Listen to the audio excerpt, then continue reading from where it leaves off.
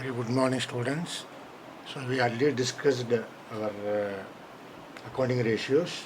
So under the liquidity ratios, current ratio and liquid ratio, then solvency ratios, we discussed the previous class, debt to equity ratio, total assets to debt ratio. So today we are going to discuss solvency ratio. Okay.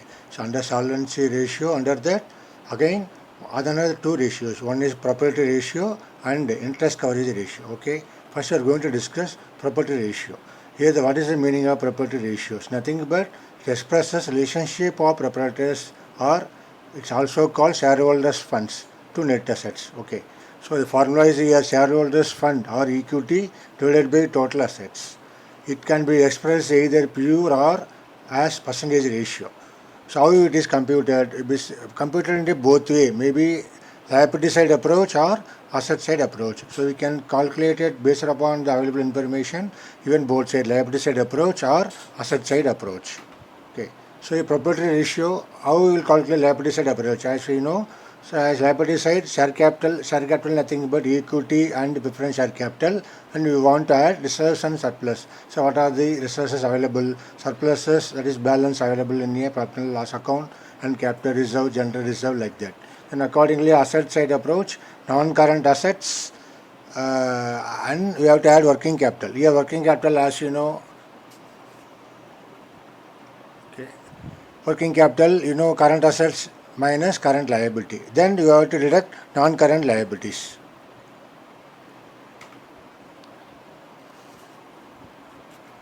Okay. So here what is the objectives and the significance of proprietary ratio? Okay. So objectives and significance of proprietary ratio. So the ratio is important for unsecured lenders and creditors, as they can ascertain the portion of shareholders' funds, the total assets employed in the firm, and thus safety margin available to them. Okay. So here what is the safety margin here? I ratio is equal to safety for lenders and creditors. Then very high ratio, nothing but improper mix of proprietors funds and loans funds, and result in lower return on investment. Here what is the high ratio? So improper mix of proprietors fund means the more equity and less debt, or more debt and less equity, like that. Here the very high ratio described. Here what is the low ratio? Nothing but greater risk to unsecured lenders and creditors. Okay. So lenders and creditors we find very difficult to repay their payment. So that's why here we mentioned here the objective significance of property ratio. We classified in high ratio, very high ratio and low ratio. Okay. So accordingly it is mentioned here. Then what is the interest coverage ratio? Our the fourth one, very important for our solvency ratio. What is the interest coverage ratio? Here the interest coverage ratio deals with the servicing of interest on loan. Okay. So we got any loan, we have to pay interest. Okay. So that's what here they are mentioning how the interest is coverage. It is a measure of security of interest payable on long-term debts. Okay. So it expresses the relationship between profits available for payment of interest and the amount of interest payable. Okay. Here the formula for interest coverage ratio: net profit before interest and tax on long-term debts. Okay, here the measurement of the interest coverage number of times. Okay, that's what here mentioning here interest coverage ratio. So how to mention. That's what we are today are going to discuss. One is our interest coverage ratio, and thereafter the fourth one. Fourth one is interest coverage ratio. The previous for that we are going to prepare some for the property ratio. Okay, so that we are going to discuss that. Okay, now property ratio, we will discuss sums. Okay, so from the following information, calculate property ratio. Okay, this they given share capital 5 lakhs, non-current assets 22 lakhs, reserves and surplus 3 lakhs, current assets 10 lakhs. Okay, so we are going to calculate property ratio. The property ratio, properties fund divided by total assets. You can also express as percentage. Okay, that's why into 100. Okay, so here what is the proprietors fund? So how to calculate proprietors fund? Okay, so proprietors fund nothing but shareholders fund. So yes, they given share capital. Then we want to add reserves and surplus. As you know already, share capital 5 lakhs plus reserves and surplus 3 lakhs. So together is equal to, you will get 8 lakhs. Okay, so we find out, we got it shareholders fund. Okay, then thereafter total assets. Here they given total assets nothing but non-current assets plus current assets. Okay. So as you know already, 22 lakhs non-current assets plus current assets 10 lakhs, together 32 lakhs. Okay. So now, so you got it, our proprietors fund 8 lakhs, our total assets 32 lakhs. So when you substitute the formula, you get 25%. 8 lakhs divided by 32 lakhs into 100. Okay. That's what is a simple problem. They given the information accordingly. You substitute the formula. Okay. So that's the proprietary ratio. Then the second example. So from the following information, calculate proprietary ratio. They given shareholders fund. Here equity share capital 1 lakh, preference share capital 50,000, then reserves and surplus 25,000. Non-current liabilities under the debentures they given 60,000. Then current liabilities under the trade payables. Okay, trade payables 15,000 they given. Trade payables nothing will creditors. Okay, similarly here the current assets, current investment 75,000, cash and cash equivalents 40,000. Then other current assets nothing but under prepaid expenses 10,000. Then non-current assets, fixed assets. So here non-fixed assets, tangible assets 1,25,000. So these are the information they given. From this information, I are going to calculate proprietary ratio. Okay. So under this problem, I have to first mention proprietary ratio is equal to shareholders funds divided by total assets. Shareholders fund nothing but our equity. Okay. Here, so how to calculate? Here both we are going to discuss. First of all, what is the liability side approach? So how to calculate the shareholders fund through liability side approach? Okay. So as you know already, equity share capital 1 lakh.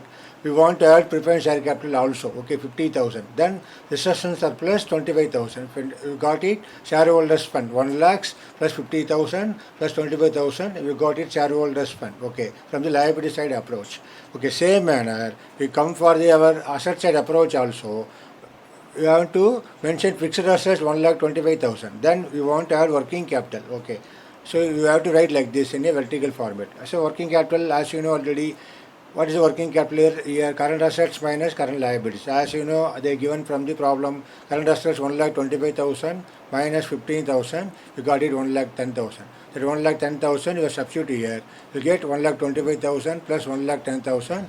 Add together, you got 2,35,000. From the 2,35,000, you are going to deduct long-term borrowings. Okay, under long-term borrowings, they given debentures, nothing but 60,000. So shareholders fund 1,75,000. So we can discuss either way from the liability side approach or asset side approach. Okay, so here just example we given for the both side approach. Okay, one is enough. Maybe liability side approach or asset side approach. For the cross verification, here we mentioned here both sides. See here, both sides shareholders fund we got it 1,78,000. See here, our asset side approach also 1,75,000. Now we got it our equity shareholders funds. Okay, shareholders fund. So 1,75,000. The total assets 2,50,000 from the our balance sheet total. See here 2,50,000. So once you substitute 1,75,000 divided by 2,50,000, you got it 0.7:1. That is the answer here. Okay. The only thing here, both we can discuss for our shareholders fund, either liability side approach or our asset side approach. Okay. That is the idea here. Okay. See here. Okay. Here current assets as we know already. So we got it 1,25,000 current assets for working capital. Current investment 75,000, cash and cash equivalents 40,000, other current assets 10,000. So in the main exam, we have to mention, we have to make it how we will calculate current assets. We want to write detailedly. Current liabilities here, trade payables, likewise, we got it. So from the 1,25,000 current assets and current liabilities 15,000, we got it working capital, we substitute here. Okay, that's a detailed working note is very, very, very important. Okay, now move for the next problem. So from the following information, calculate debt to equity ratio, proprietary ratio and total assets to debt ratio. Here, so what discussed here, all three from our solvency ratio. So how to calculate all three ratios? Okay, that from the available information. See here, equity share capital they given 2 lakh, 10% preference share capital 3 lakhs, reserves and surplus.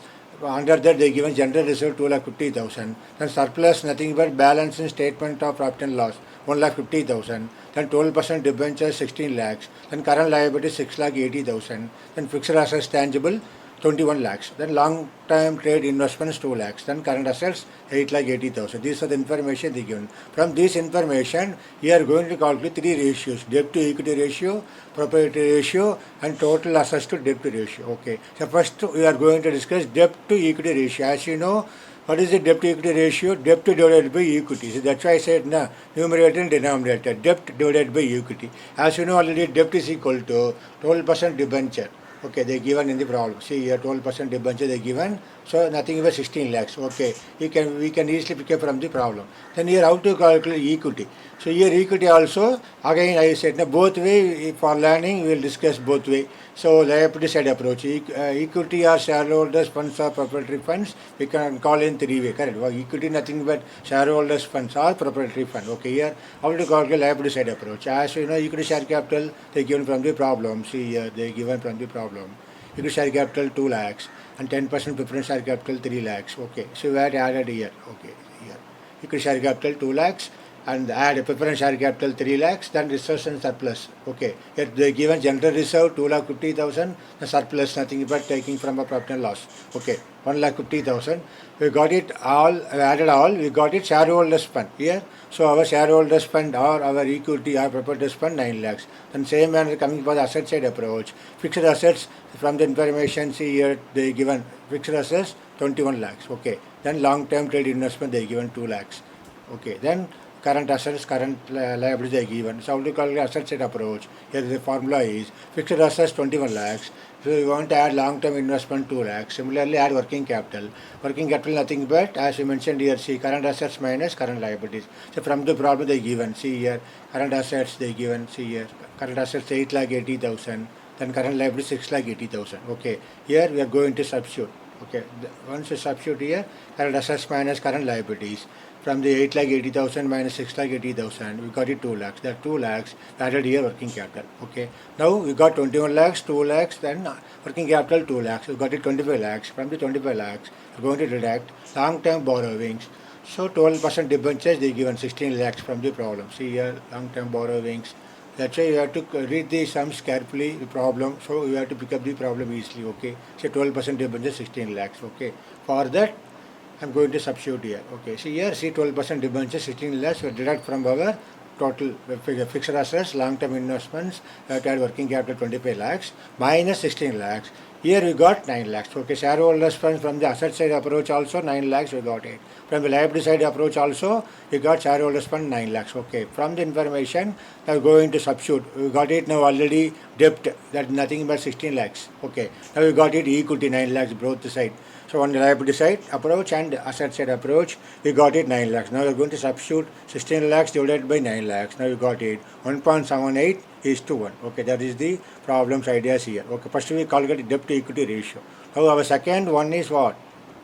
Second discussion, same problem, property ratio. So as you know, property ratio, the formula shareholders funds divided by total assets. Okay. So already we got a shareholders fund just now 9 lakhs. Here total assets. Here total assets nothing but what? Fixed assets plus long trade investments plus current assets. As you know already, fixed assets 21 lakhs plus long trade investments 2 lakhs plus our current assets 4,80,000. Okay, add all three together, we got it 31,80,000. Now we're going to substitute property ratio. See here, shareholders fund, already we got it 9 lakhs. So 9 lakhs divided by 31,80,000. So we got it 0.28 is to 1. Okay, that's what our property ratio we calculated. Now we can easily calculate it for our third one, total assets to debt ratio. Okay, as you know the formula total assets divided by debt. So already we got it total assets 31,80,000. Then debt also already got it 16 lakhs. Now the answer is what? 1.99 is to 1. Okay, nearest to 1. Okay, that's the idea here. Here this problem is calculated from the available information. 3 solvency ratio. Okay, so one is debt to equity ratio, then the property ratio, third one is total assets to debt ratio. Okay, that is the idea here.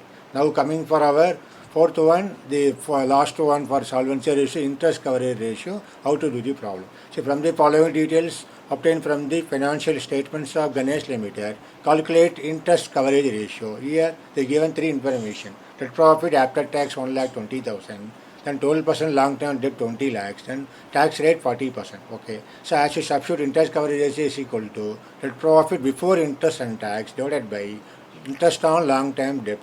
Okay, so here already you know interest on long-term debt how to calculate. They given, see the problem 12% long-term debt 20 lakhs. So for that first you are going to calculate interest portion. Okay, 20 lakhs into 12%, you got it 2,40,000. Okay, So 2,40,000 we got it. Now we are going to discuss how to calculate net profit before interest and tax. Okay. So the sum they given only net profit after tax 1,20,000.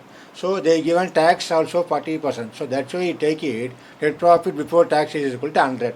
For example. Okay. So if tax is 40 rupees, so net profit after tax is 60 rupees. So 100 minus 40 is 60. So how to calculate net profit before tax is equal to 1,20,000 into 100 divided by 60. Okay, now you will get it 2 lakhs. Okay, so that is very, very important substitution formula. So before profit we consider as 100, tax is 40, the balance is for 60. So accordingly you substitute the formula, we get it net profit before tax is equal to 1,20,000 into 100 divided by 60.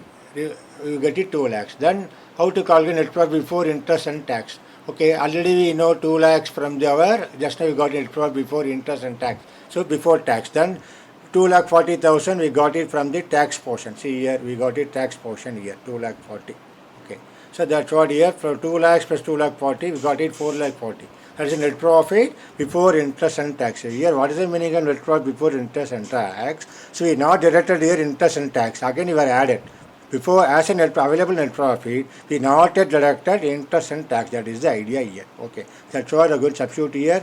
Net profit before interest and tax we got it 4,40,000. See here 4,40,000. See here 4,40,000. Then see here 2,40,000. That is the interest portion. So 4,40,000 divided by 2,40,000, we got it 1.83 times. Okay, that is the here number of times we express in a interest coverage ratio. So that's why we completed our solvency ratio. So all the 4 ratios very, very important. Okay, so accordingly you have to work out worksheet. So I request you to all do the worksheet then and there. So okay, don't postpone. So whenever receive the video, do the worksheet as early as possible. Okay, then only you will be able to understand from our NCERT book. Okay, thank you.